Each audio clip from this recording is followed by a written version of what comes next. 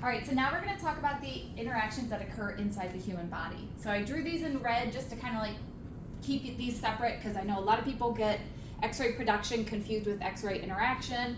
So try to keep these separate. That's why I have one on the top and one on the bottom. X-ray in the tube, X-ray in the body, the patient's on the bottom, the tube's above. That's the way I think about it anyways. ADHD ways.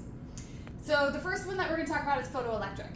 Photoelectric is the most important one because photoelectric makes up the majority of our X-ray. It is literally deciding what is black, what is white, right? It allows for attenuation of the X-ray beam.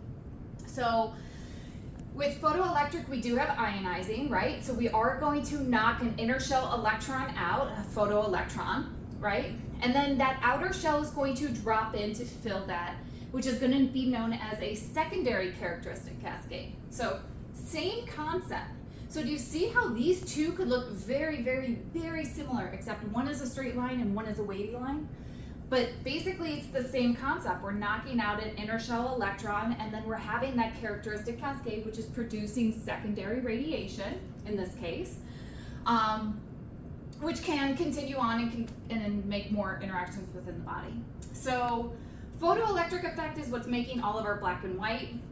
Compton's scatter is going to be more common at a higher kVp.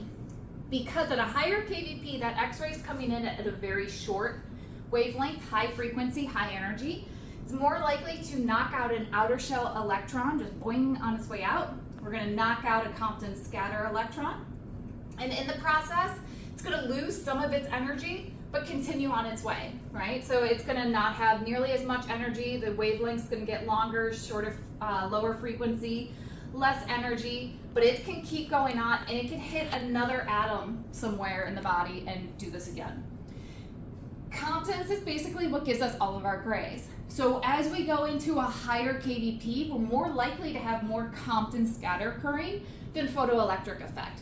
When we were on film screen, this was really important. This was determined by kVp. So if I had a hand X-ray, I had to use a certain kVp to have a certain percentage of photoelectric and a certain percentage of Comptons.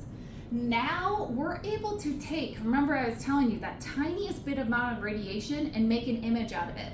Now all of our X-rays productions is on the image receptor. It's not actually saving like a Polaroid. It's not saving the amount of radiation that has hit the image receptor. It's creating data, right? So it's actually going to be binary, zeros and ones. And so when you take an X-ray of a hand on a digital plate, instead of saying like, oh, this is white and oh, this is black and this is gray, it's going to say, hey, I have a lot of attenuation or I have a little attenuation. Then it's going to come up with a binary number and we're able to transfer those numbers to make them look however we want. We can make them look high contrast, low contrast, more gray, less gray. We can play with it. Think about when you take a picture on your phone, right? When you take a picture on your phone, you can play with all the filters. You can make everyone look blue. You can make everyone look shiny or bright or something like that. That's literally like what a digital picture is. The kVp no longer determines the contrast, and you should also have a definition for contrast. Mine is the difference between adjacent IR exposures. So do I have black next to white, or do I have gray versus gray versus gray versus gray, right? That's going to be my definition of contrast. So Compton scatter is going to be mostly making up our scatter, our grays, but now we can take those grays and make them look black and white by just assigning a different lookup table. Again, that's next semester stuff like up here. Just know that when we take X-rays now, our contrast is no longer determined by kVp. We can change it with the computer. The computer says make it high contrast, the computer says make it low contrast. And then finally, the third one that happens in the human body is going to be coherent. Coherent scatter is the easiest one. It's also the most irrelevant one.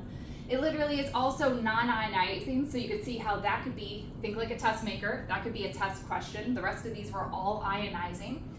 But in coherent, that X-ray comes in and it leaves with the exact same energy that it came in with. So it vibrates, basically comes in, vibrates the atom, and then leaves with the exact same wavelength, frequency, energy, all that.